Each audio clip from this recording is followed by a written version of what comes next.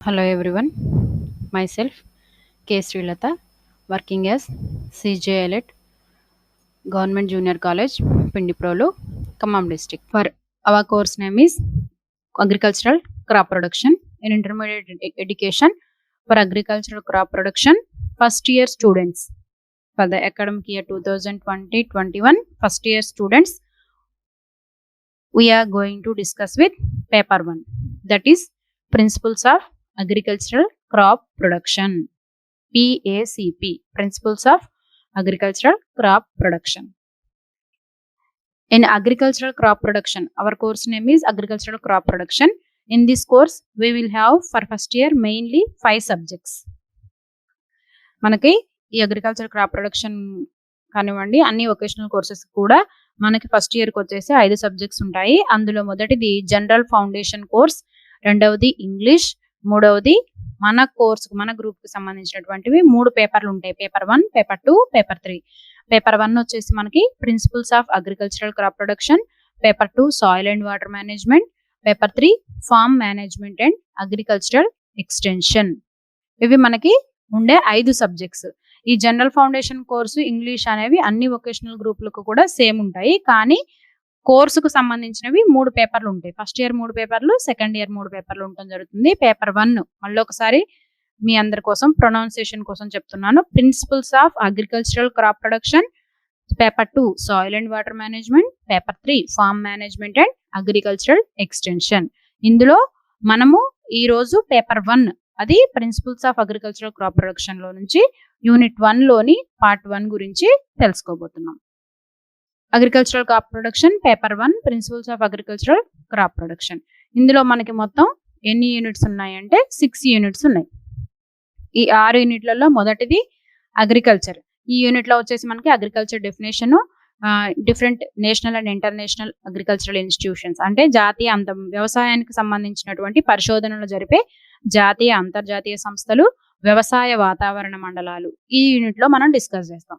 రెండో యూనిట్ వచ్చేసి మనకి అగ్రోమెట్రియాలజీ. మెట్రియాలజీ అంటే వాతావరణ శాస్త్రము అని అర్థం అనమాట. వ్యవసాయానికి సంబంధించినటువంటి వివిధ రకాల వాతావరణ పరిస్థితులు, ఉష్ణోగ్రత, వర్షపాతము, హ్యూమిడిటీ, బాష్పీభవనము, వీటన్నిటి గురించి మనము ఈ యూనిట్ లో డిస్కస్ చేయడం జరుగుతుంది. యూనిట్ 3 టిల్లేజ్ అండ్ టిల్త్, దుక్కి మరియు దున్నుట. దుక్కి అంటే ఏంటి, దున్నుట అంటే ఏంటి, దున్నడం వల్ల మనకి ఏ విధమైన ఉపయోగాలు ఉన్నాయి, అదే విధంగా దుక్కి ఎన్ని రకాలుగా చేయడం జరుగుతుంది, దుక్కి చేయడం కోసం మనము ఏ పరికరాలని ఉపయోగిస్తాము, అదే విధంగా విత్తనాలు వేయడానికి ఏ పరికరాలు ఉపయోగిస్తారు, పంట కోయడానికి ఏ పరికరాలు ఉపయోగిస్తారు, ఇలా వివిధ రకాల వ్యవసాయానికి సంబంధించినటువంటి అన్ని రకాల పనిముట్ల గురించి మనము ఈ యూనిట్ 3 లో నేర్చుకోవడం జరుగుతుంది. నెక్స్ట్ యూనిట్ 4 క్రాపింగ్ సిస్టమ్స్, పంటల విధానాలు అంటారు. పంటల విధానాలు అనేవి ఒక్కొక్క ప్రాంతాన్ని బట్టి పంటల విధానాలు మారుతూ ఉంటాయి. కొన్ని ప్రాంతాల్లో ఒకే పంటగా ఒకటే పంటని ప్రతి సంవత్సరం వేస్తూ ఉంటారు. కొన్ని ప్రాంతాల్లో 2 పంటల్ని కలిపి ఒకే భూమిలో పండిస్తూ ఉంటారు. కొన్ని ప్రాంతాల్లో పండ్ల తోటల మధ్యలో వేరే పంటలు పండిస్తూ ఉంటారు. ఇలా వాళ్ళ ప్రాంతానికి అనుగుణంగా వాళ్ళకు ఉన్నటువంటి వనరులను బట్టి రైతులు పంటల్ని పండించడం అనేది జరుగుతుంది. ఈ పంటలు పండించే విధానాలు ఎన్ని రకాలు ఉన్నాయి, వాటి వల్ల లాభాలేంటి, నష్టాలేంటి అనేది మనం యూనిట్ 4 లో నేర్చుకోవడం జరుగుతుంది. నెక్స్ట్ యూనిట్ 5 వీడ్ మేనేజ్మెంట్, కలుపు యాజమాన్యం. చాలా చాలా ఇంపార్టెంట్ యూనిట్. మనకు ప్రధానమైన సమస్య పంట పొలంలో ఎదురయ్యేది ఏంటంటే కలుపు. దీనివల్ల చాలా మనం పంట నష్టపోవాల్సిన అవసరం ఏర్పడుతూ ఉంటుంది. కాబట్టి కలుపు అంటే ఏంటి, కలుపు మొక్కల వల్ల లాభాలు, నష్టాలు, అదే విధంగా కలుపు నివారణ ఎన్ని రకాలుగా చేపట్టొచ్చు, కలుపు మొక్కలు ఎన్ని రకాలుగా ఉంటాయి, కలుపు నివారించే పద్ధతులు, ఇవన్నిటిని గురించి మనము యూనిట్ 5 లో నేర్చుకోవడం జరుగుతుంది. నెక్స్ట్ యూనిట్ 6 వచ్చేసి సస్టైనబుల్ అగ్రికల్చర్, సుస్థిర వ్యవసాయము. అంటే ప్రస్తుత కాలంలో మనం ఏ వ్యవసాయ పద్ధతులను పాటిస్తున్నాము, పూర్వకాలంలో అంటే మన తాతల తరాల నుంచి ఎటువంటి పద్ధతులను అవలంబించారు, వాళ్ళు అంత ఆరోగ్యకరంగా ఉండడానికి వాళ్ళు అవలంబించినటువంటి పద్ధతులు ఏంటి, వాళ్ళకి మనకి వచ్చిన వ్యవసాయ పద్ధతుల్లో తేడాలు ఏంటి, ఆ పాత పద్ధతులను పాటించడం వల్ల మనకు ఉపయోగాలు ఏమిటి అనేది ఈ యొక్క యూనిట్ 6 లో మనము నేర్చుకోవడం జరుగుతుంది. ఇవి మొత్తం 6 యూనిట్లు ఉంటాయి ఈ యొక్క principles of agriculture crop production paper 1 లో. నెక్స్ట్ యూనిట్ 1 వచ్చేసి మనకి అగ్రికల్చర్. యూనిట్ పేరు అగ్రికల్చర్. ఇందులో పార్ట్ 1 లో మనం ఈరోజు ఏమేమి నేర్చుకుంటామంటే టర్మినాలజీ, అంటే అగ్రికల్చర్ అంటే ఏంటి, కొన్ని డెఫినిషన్స్ అగ్రానమీ అంటే ఏంటి, మెట్రాలజీ అంటే ఏంటి, ఇట్లా కొన్ని రకాల డెఫినిషన్స్‌ని మనము ఈ యొక్క యూనిట్‌లో పార్ట్ 1లో నేర్చుకుంటాము. అదేవిధంగా national and international agricultural research institutes జాతీయ మరియు అంతర్జాతీయ వ్యవసాయ పరిశోధనా సంస్థలు. ఏ పరిశోధనా సంస్థ ఏ పంటల గురించి, ఏ ప్రాంత పంటల గురించి పరిశోధనలు చేస్తున్నారు, వాటి వల్ల ఉపయోగాలేంటి అనేది మనము నేర్చుకోవడం జరుగుతుంది. అదేవిధంగా ఈ యూనిట్‌లో ఉన్నటువంటి ఇంకొక పార్ట్ ఏంటంటే agro climatic Jones in Andhra Pradesh. ప్రస్తుతం మనము స్టేట్ బైఫర్కేషన్ వల్ల తెలంగాణగా ఏర్పడ్డాం గానీ, ముందు మనము వ్యవసాయ వాతావరణ మండలాల ప్రకారము మనం మొత్తము ఎన్ని ప్రాంతాలుగా విభజించబడ్డామో, దాంట్లో నుంచి మన తెలంగాణ కిందకి ఎన్ని మండలాలొస్తాయనేది తెలుసుకోవడం జరుగుతుంది. First agriculture definition. అసలు అగ్రికల్చర్ అంటే ఏంటి? అగ్రికల్చర్ అనే పదం ఎక్కడి నుంచి పుట్టింది? అగ్రికల్చర్ అంటే ఏం చేస్తారు అందరూ అనేది మనం ముందుగా తెలుసుకోవాలి. The term agriculture is derived from the Latin words ager or agri meaning soil and cultura meaning cultivation. ఈ అగ్రికల్చర్ అనే పదము 2 పదాల కలయిక వలన ఏర్పడింది. మొదటిది మనం గుర్తించాల్సింది 2 పదాలు. అందులో మొదటిది అగర్ ఆర్ అగ్రి అనే ఒక పదము, కల్ట్రా లేదా కల్చర్ అనేది ఇంకొక పదము. ఈ అగ్రికల్చర్ అనే పదము 2 పదాల కలయికతో ఏర్పడింది. ఇది లాటిన్ భాష నుండి తీసుకోబడింది. అగ్రికల్చర్ అనే పదము లాటిన్ భాష నుండి తీసుకోబడడం జరిగింది. అగ్రి అంటే అర్థము నేల లేదా భూమి అని అర్థము. కల్చర్ అంటే సాగు చేయుట లేదా పండించే విధానము అని అర్థము. ఇది చాలా చాలా important agriculture definition. The term agriculture is derived from Latin words agar or agri meaning soil and cultura meaning cultivation. Agriculture అనే పదము లాటిన్ భాష నుండి గ్రహించబడింది. అగ్రి అంటే నేల, కల్చర్ అంటే సాగు చేయుట అని అర్థము. కనుక అగ్రికల్చర్ అంటే నేలను సాగు చేయుట అని అర్థం. Agriculture is a very broad term encompassing all aspects of crop production, livestock farming, fisheries, etc. దీంట్లో ప్రధానంగా 2 భాగాలు ఉంటాయి. ఒకటి వ్యవసాయము అంటే పంటల్ని పండించడం ఒక పార్ట్, రెండవది పశు పోషణ. పశువులు అంటే మేకలు, గొర్రెలు, తర్వాత ఆవులు, గేదెలు, పందులు, ఇలా ప్రతి చేపల పెంపకము, రొయ్యల పెంపకము, సెరికల్చరు, పట్టుపురుగుల పెంపకము, తేనెటీగల పెంపకం, ఇవన్నీ కూడా వ్యవసాయంలోని ఒక భాగం కిందనే వస్తాయి. వ్యవసాయము అంటే కేవలం పంటలు పండించడం మాత్రమే కాదు. పంటలు పండించడంతో పాటు మనం పశు పోషణ, వివిధ రకాల పనులను చేయడాన్ని కలిపి మనము అగ్రికల్చర్ అని అనడము జరుగుతుంది. Next, agriculture may be defined as the art, the science and the business of producing crops and livestock for man's use and employment. మనిషి జీవించడానికి కావలసిన ఆహారాన్ని అందిస్తూ జీవనాన్ని కొనసాగించడానికి కావలసిన ఉపాధిని కూడా కల్పించేటటువంటి ఒక బిజినెస్, వ్యాపారంగా కూడా మనము వ్యవసాయాన్ని చెప్పుకోవచ్చు. ఇది ఒక కళగా మనం చెప్పుకోవచ్చు, ఒక శాస్త్రంగా చెప్పుకోవచ్చు. అదేవిధంగా ఇది ఒక వ్యాపారంగా మనిషి మనుగడకు ఉపయోగపడుతుంది. అదేవిధంగా తనకు తాను ఆహారాన్ని సంపాదించుకోవడంతో పాటు తన చుట్టూ ఉన్న నలుగురికి ఉపాధిని కల్పించవచ్చు. తనకి కావలసిన ధనాన్ని కూడా తను సంపాదించుకునే అవకాశము ఈ వ్యవసాయంలో ఉంటుంది. Agriculture is the cultivation of lands for production of crops for a regular supply of food and other needs for progress of the nation. జాతి ముందుకు సాగడానికి కావలసినటువంటి ఆహార ధాన్యాలను అందించడంతో పాటు దేశ ఆర్థిక అభివృద్ధి అంటే వ్యవసాయం నుంచి వచ్చిన పంటల ఉత్పత్తుల్ని మనం విదేశాలకు ఎగుమతి చేయడం కానివ్వండి, అదేవిధంగా వాటిని అమ్మగా వచ్చిన లాభాల నుంచే మనము మన యొక్క ఇన్కమ్ని, ఆదాయాన్ని పెంచుకుంటాము. ఒక మనిషి ఆదాయం పెరుగుతుంది అంటే ఆటోమేటిక్గా దేశ ఆదాయం కూడా పెరుగుతున్నట్టే. ఈ విధంగా మనం రెగ్యులర్గా నిరంతరంగా మనం జాతికి కావాల్సిన ఆహారాన్ని అందించడంతో పాటు ఇతర అవసరాలను కూడా ఈ వ్యవసాయం ద్వారా మనము తీర్చవచ్చు. Agriculture is influenced by a large number of factors, some of which can be controlled by man, soil and irrigation, which others are beyond the control, climate. ఇది వ్యవసాయం అనేది కేవలం మనిషి చేతిలో ఆధారపడి ఉండదు. వ్యవసాయం చేసేటప్పుడు పశుపోషణ కానివ్వండి, పంటల పెంపకం కానివ్వండి, కేవలం కొన్ని కండిషన్స్ మాత్రమే రైతు చేతిలో ఉంటాయి. మిగిలినవన్నీ కూడా అన్ని వ్యవసాయం పండించాలి అంటే మనకి నేలలు కావాలి, నీరు కావాలి, అదేవిధంగా ఎరువులు కావాలి. ముఖ్యంగా మన చుట్టూ ఒక పంట పండించాలంటే దానికి కావాల్సిన వాతావరణం అనుకూలంగా ఉండాలి. అవన్నీ రైతు చేతిలో ఉండవు. కేవలం నేలలు, నీటిపారుదల అనేది మాత్రమే రైతు చేతిలో ఉంటుంది. వాతావరణం అనేది ప్రకృతి మీద ఆధారపడి ఉంటుంది. నష్టం వచ్చినా, లాభం వచ్చినా ప్రకృతిని అనుసరిస్తూ రైతు తన పంటల్ని పండిస్తూనే ఉంటాడు. కొన్ని కండిషన్స్ మాత్రమే రైతు కంట్రోల్ చేయగలుగుతాడు. కొన్నిటిని రైతు కంట్రోల్ చేయలేడు. వ్యవసాయము ఆవశ్యకత. వ్యవసాయం యొక్క ఇంపార్టెన్స్ ఏంటి అంటే ప్రతి జీవికి ముందుగా కావాల్సింది ఏంటి? ఆహారము. ఏ మనిషి, ఏ ప్రాణి జీవించాలన్నా గానీ ముందుగా గాలి, గాలితో పాటు ఆహారం అనేది చాలా చాలా ఇంపార్టెంట్. ఈ ఆహార పంటల నుండి ఈ ఆహారము మనం ఎక్కడి నుంచి పొందుతున్నాము? పంటల నుంచి పొందుతున్నాము. అదేవిధంగా పశు సంపద నుండి కూడా మనము పొందడము జరుగుతుంది. అంటే కేవలం పంటల నుండి వచ్చిన పప్పు దినుసులు, వరి అట్లాంటివి తిని ఉండలేం కదా! పాలు, పెరుగు, నెయ్యి అన్ని రకాలుగా పశువుల నుంచి మీట్, మాంసము అన్ని రకాలుగా మనము పశువుల నుంచి, అదేవిధంగా ఆహార పంటల నుంచి కూడా మనకు కావలసిన ఫుడ్‌ని, రోజువారీ ఆహారాన్ని సేకరించుకోవడం జరుగుతుంది. జనాభా పెరుగుదల, సాగు భూమి తగ్గుదలను దృష్టిలో పెట్టుకొని ప్రస్తుతం వ్యవసాయాన్ని ప్రామాణిక విస్తీర్ణంలో, ప్రామాణిక కాలంలో, ప్రామాణిక పెట్టుబడులకు అధిక దిగుబడులను పొందడానికి గల అవకాశాలను రూపొందించాలి. ఇవాల్టి జనరేషన్‌లో ఏంటంటే జనాభా ఎక్కువగా ఉంది. మనం పంట పండించడానికి కావలసిన భూమి తక్కువగా ఉంది. ఈ తక్కువగా ఉన్న భూమి నుంచే మనం ఉన్న జనాభా అంతటికి ఆహారాన్ని అందించాలి. అట్లాంటప్పుడు ఏం చేయాలి?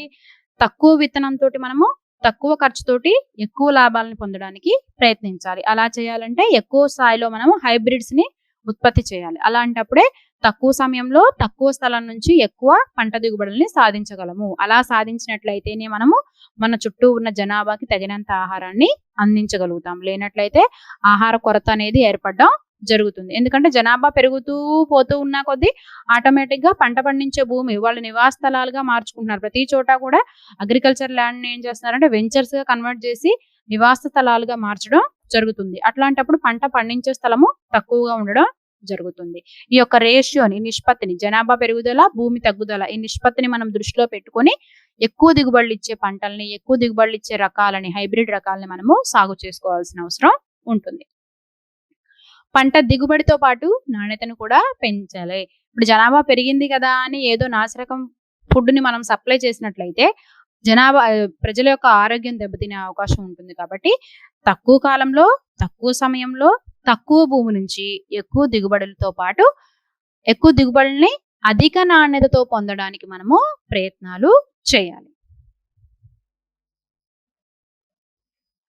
భారతదేశ ఆర్థిక స్థితి, వ్యవసాయ రంగ ప్రాధాన్యత. భారతదేశం యొక్క ఇన్‌కమ్ లేదా ఆర్థిక స్థితిలో వ్యవసాయం యొక్క పాత్ర ఎంతవరకు ఉంది? వ్యవసాయం నుంచి అసలు భారతదేశం ఆర్థిక రంగానికి ఏవైనా చేయూత ఉందా లేదా అంటే మానవాళికి కనీస అవసరాలైన ఆహారము, పట్ట, వసతిని ఈ యొక్క వ్యవసాయము కలగజేయడం జరుగుతుంది. మీరు తీసుకున్నట్లయితే మనం తీసుకునే ఆహారం సపోజ్ వరి కానివ్వండి, పప్పుధాన్యాలు కానివ్వండి, కూరగాయలు కానివ్వండి, పాలు, పెరుగు ఇవన్నీ కూడా మన వ్యవసాయం పశుపోషణ నుంచే మనకి లభిస్తున్నాయి. దాంతో పాటు బట్ట అంటే మన క్లాత్స్, బట్టలు ఎక్కడి నుంచి వస్తున్నాయి? మనం పండించేటటువంటి కాటను, జూటు ఇట్లాంటి వాటి నుంచే మనకి ఆ పంటల నుంచి మనకు పరిశ్రమలకి ఆ పత్తిని వాటిని పంపించినప్పుడు వాటి నుంచి మనకి బట్టలు తయారై రావడం జరుగుతుంది. అదేవిధంగా వసతి, వివిధ రకాల అటవీ చెట్లు అట్లాంటి వాటిని మనము నరికి గూడారాలు ఏర్పరచుకునే అవకాశం ఉంటుంది. వ్యవసాయము దాని అనుబంధ పరిశ్రమల్లో 75% జనాభా ఆధారపడి ఉంది.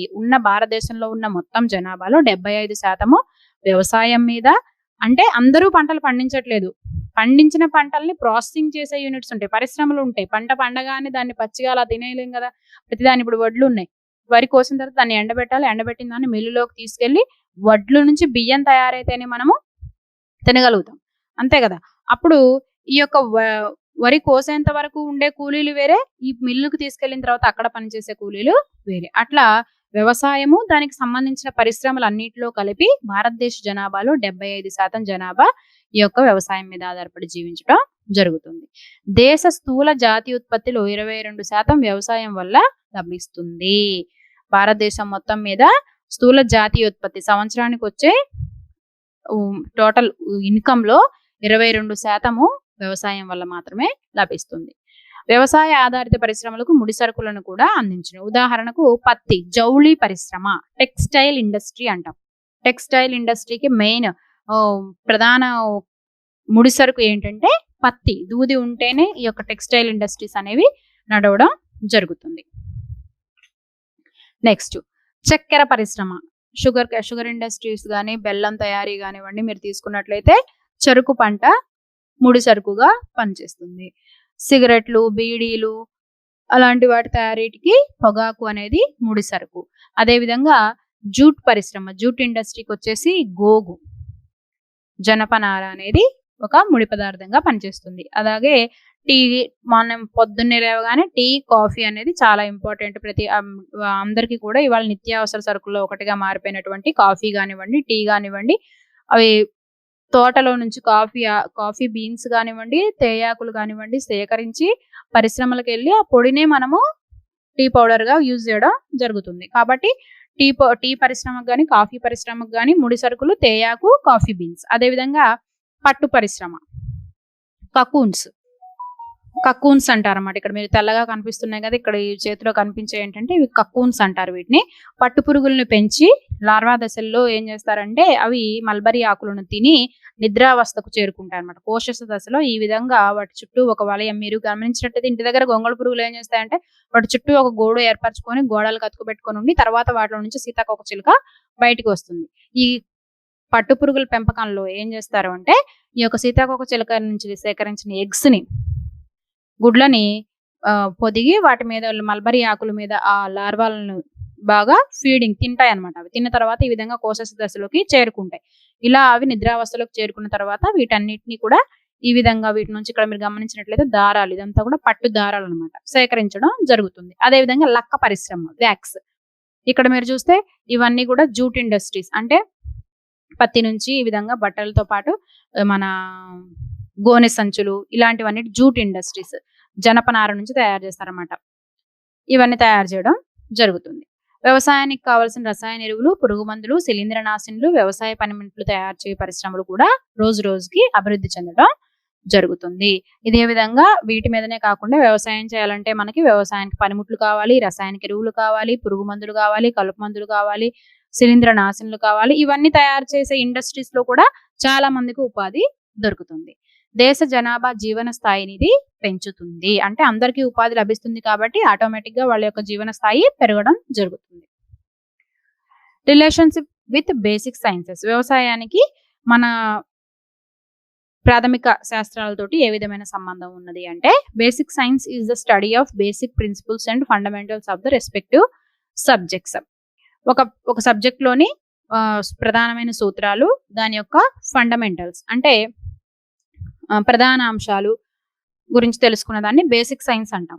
అప్లైడ్ సైన్స్ అంటే ఏంటంటే applied science is the study in which the basic principles and fundamentals of respective subject are applied in a practical field. ఇప్పుడు వ్యవసాయం ఏ విధంగా చేయాలి అనేది మనం పుస్తకంలో చదువుకుంటాం. సపోజ్ మనం టమాటా పంట ఏ విధంగా పండించాలి అనేది మనం ఒక పుస్తకంలో చదువుకున్నాం. దాన్ని మనం బేసిక్ సైన్స్ అంటాం, పుస్తకం నుండి చదివి నేర్చుకునేదాన్ని. అదే దాన్ని మనం తీసుకెళ్లి ఒక పొలంలో ఒక 2 కుంటల ప్లేసు లేదా ఒక 4 మొక్కల్ని మనం పెంచి గమనించినట్లయితే ఆ టమాటాని ఏ విధంగా నారు పెంచాలి, మొక్కల్ని ఎలా పెంచాలి, ఎప్పుడు ఏ దశలో కాయలు వస్తాయి, ఇలా ప్రతి దశని మనం పుస్తకంలో చదివిందల్లా మనము ప్రాక్టికల్ గా చేసి చూసినట్లయితే దాన్ని అప్లైడ్ సైన్స్ అనడము జరుగుతుంది. Basic science, applied science. Basic science అంటే మనం పుస్తకంలో నుంచి చదివి మాత్రమే జ్ఞానాన్ని పెంచుకుంటాము. అప్లైడ్ సైన్స్ అంటే మనం పుస్తకంలో చదివిన దాన్ని ప్రాక్టికల్ గా చేసి చూడడాన్ని మనము అప్లైడ్ సైన్స్ అని అంటాము. Agriculture sciences are essentially applied sciences. ముందుగా వ్యవసాయానికి సంబంధించినవన్నీ మనం పుస్తకంలో చదివితే ఎంత మాత్రము మనకి తెలియవు. ఖచ్చితంగా మనము అప్లైడ్ సైన్స్ అంటే ప్రాక్టికల్ గా చేసి చూసి నేర్చుకోవాల్సినవి. and are dependent on basic sciences of botany, physiology, biochemistry, ecology, zoology, chemistry, physics, mathematics, economics, etc. మనకు తెలియకుండానే వ్యవసాయం చేసే రైతులు వీటన్నిటితోటి సంబంధం కలిగి ఉంటారు అనమాట. అంటే వాళ్ళు తెలియదు ఫిజిక్స్ అంటే ఏంటి, కెమిస్ట్రీ అంటే ఏంటి, జువాలజీ అంటే ఏంటి తెలియకపోయినా పంట పొలంలో మొక్క ఏ విధంగా ఉంటుందంటే వాళ్ళకి తెలుసు, అది బాటనీకి సంబంధించింది. అదే విధంగా ఏ పురుగులు వస్తాయి అనేది వాళ్ళకి తెలుసు, దానికి జువాలజీతో సంబంధం ఉంటుంది. అలా ప్రతిదానికి కూడా మన చుట్టూ ఉన్న ప్రతి ఒక్క సబ్జెక్ట్ కి వ్యవసాయంతో సంబంధం ఉంటుంది. ఉదాహరణకి knowledge of botany is essential. Botany is helpful in plant breeding and plant genetics and is making possible for evolution of different varieties in crops suitable for particular agroclimatic conditions. మనకి botany వృక్ష శాస్త్రంలో ఉన్నటువంటి మన యొక్క జ్ఞానాన్ని ఉపయోగించి కొత్త plant breeding అంటే సంకరీకరణము, హైబ్రిడ్లను ఉత్పత్తి చేయడానికి, అదేవిధంగా మొక్కల యొక్క జన్యు రూపాలను చదవడానికి ఇది చాలా ఎక్కువగా ఉపయోగపడుతూ ఉంటుంది. ఈ యొక్క బాటనీ వృక్ష ప్రజననము, అదేవిధంగా హైబ్రిడ్‌లను ఉత్పత్తి చేసి మనము వివిధ వ్యవసాయ వాతావరణ మండలాలకి అనుకూలంగా ఉండేటటువంటి కొత్త హైబ్రిడ్ రకాలను మనము ఉత్పత్తి చేయవచ్చు. The knowledge of zoology. Zoology అంటే మనకి అగ్రికల్చర్ వరకు వచ్చేసరికి అది ఎంటమాలజీ అవుతుందంట. ఎంటమాలజీ అంటే ఏంటంటే ఒక పురుగు యొక్క లార్వా దశ ఏ విధంగా ఉంటుంది, ప్యూపా దశ ఏ విధంగా ఉంటుంది, అడల్ట్ అంటే తల్లి పురుగు ఏ విధంగా ఉంటుంది, గుడ్లు ఏ విధంగా ఉంటాయి, ఇట్లా ప్రతి పురుగు యొక్క జీవిత చక్రాన్ని గురించి మనం తెలుసుకునే దాన్నే ఎంటమాలజీ అని అంటాము. Is helping the farmer to identify the insect pests which are responsible for damage to agricultural produce. ప్రధానంగా మనకు వచ్చేటటువంటి పంట ఉత్పత్తి తగ్గుతుంది అంటే కారణము దానికి ఆశించేటటువంటి పురుగులు, తెగుళ్ళు. ప్రతి రైతు కూడా తను ఒక పంట వేసే ముందు దానికి ఏ రకమైన పురుగులు వస్తాయి, ఏ రకమైన తెగుళ్ళు వస్తాయి అనేది ఒక ఖచ్చితమైన అవగాహన కలిగి ఉండి తర్వాత పంటను సాగు చేసుకున్నట్లయితే కొంత మేర ఆ పురుగులు, తెగుళ్ళని అవి అటాక్ కాగానే తొందరగా గుర్తించి తగు జాగ్రత్తలు పాటించడానికి అవకాశం ఉంటుంది. Soil chemistry helps in understanding the plant nutrient status in the soil and the deficiency symptoms in plants. మనం కెమిస్ట్రీ పరంగా చూసుకున్నట్లయితే మొక్కలో ఏ పోషకాలు లోపాలు ఉన్నాయి, అదేవిధంగా మొక్కకు కావాల్సిన పోషకాలు ఏంటి అనేది తెలుసుకోవడానికి ఉపయోగపడుతుంది. Physics helps in understanding the weather phenomena and soil conditions.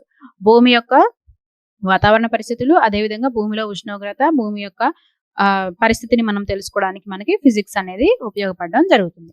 Mathematics is helpful in agricultural research and experimentation through statistics and agricultural economics.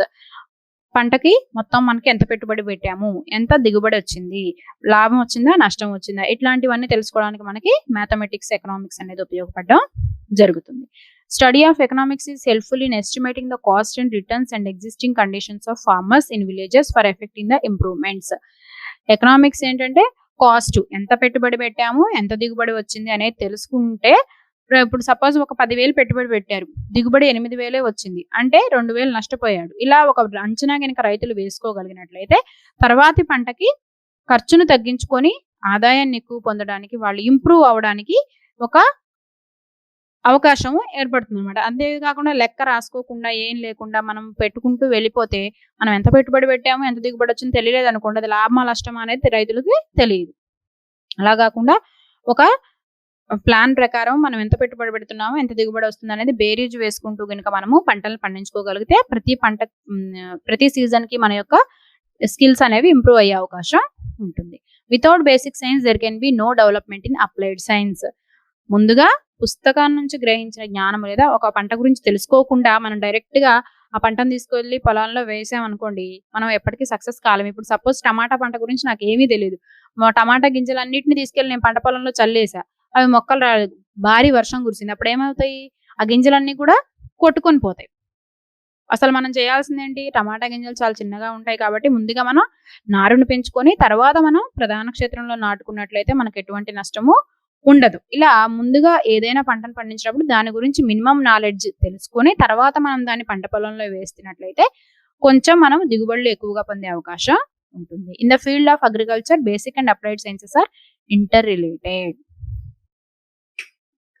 Agronomy next term వచ్చేసి అగ్రానమీ అని అంటే ఏంటంటే, ఇది గ్రీకు పదం నుంచి, ఇంతకుముందు మనకు అగ్రికల్చర్ అనే పదము లాటిన్ భాష నుండి తీసుకోవడం జరిగింది, ఇక్కడికి వచ్చేసి అగ్రానమీ అనే పదము గ్రీకు భాష నుండి తీసుకోవడం జరిగింది. దీంట్లో కూడా 2 పదాలు ఉన్నాయి. అగ్రోస్ అంటే ఫీల్డ్, భూమి లేదా నేల అని అర్థము. అదేవిధంగా నోమోస్ అంటే టు మేనేజ్, నిర్వహణ అని అర్థం అనమాట.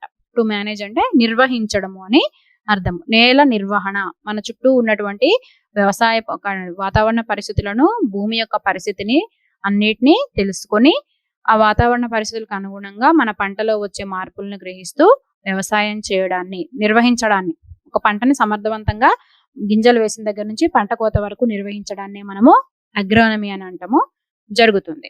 Agronomy is a branch of agricultural science which deals with principles and practices of soil, water and crop management.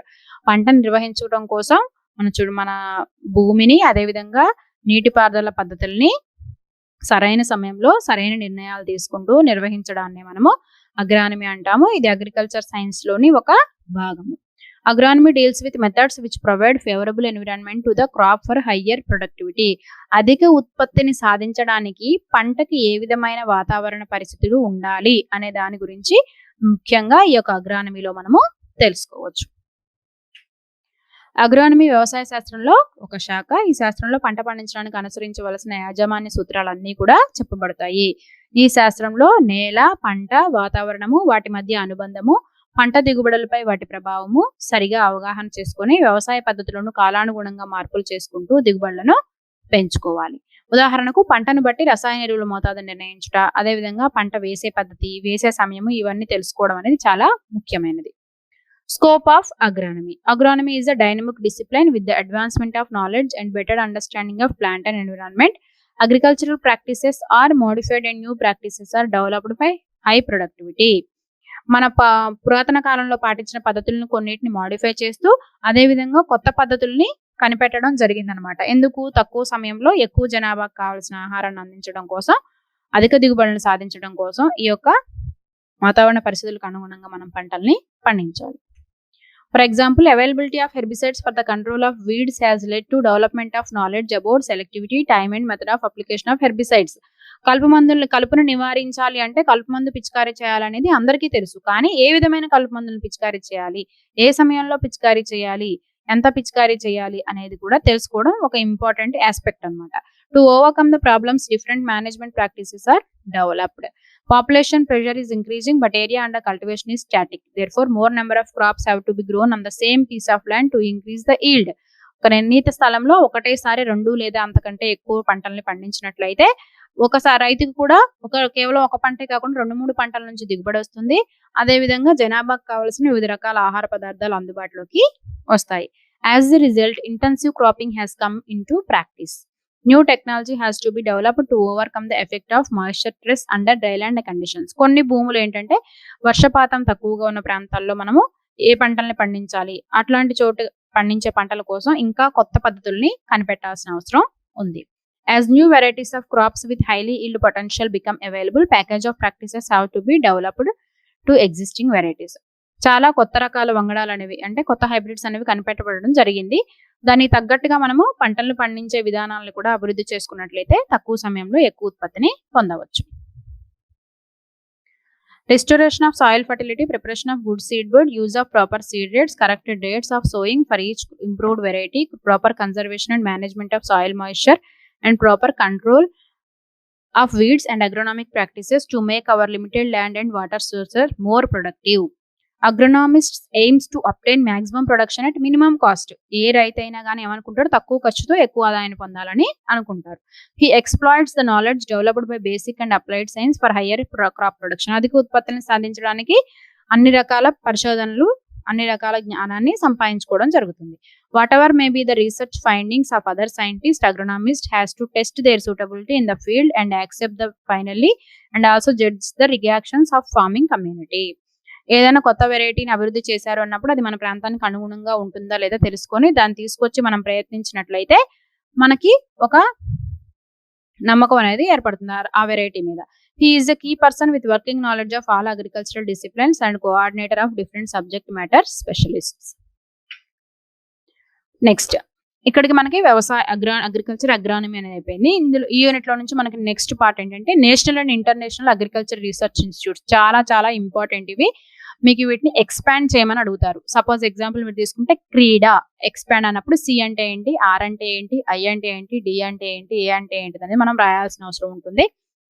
చాలా పరిశోధనా సంస్థలు ఉన్నాయి. అందులో నుంచి మనం ముఖ్యమైనవి కొన్ని పరిశోధనా సంస్థల గురించి ఇప్పుడు చూద్దాం. మన దేశంలో భారతీయ వ్యవసాయ పరిశోధన మండలి ICAR, Indian council for agriculture research, వ్యవసాయ విద్య, పరిశోధన, విస్తరణ కార్యక్రమాలకు ముఖ్య కేంద్రం అన్నమాట. ఇది న్యూఢిల్లీలో నెలకొల్పబడింది. ఈ మండలి ఆధ్వర్యంలో స్థాపించబడిన పరిశోధనా సంస్థలు. ఫస్ట్ది CRIDA, C for central, R for research, I for institute, D for dryland, A for agriculture. Central research institute for dryland agriculture ఇది హైదరాబాద్, తెలంగాణలో నెలకొల్పబడి ఉంది. Next CSSRI, C for central, S for soil, S for salinity, R for research, I for institute. Central soil salinity research institute. ఇది క్షార నేలలకు సంబంధించినటువంటిదనమాట. ఇది కర్నాల్, హర్యానాలో నెలకొల్పబడి ఉంది.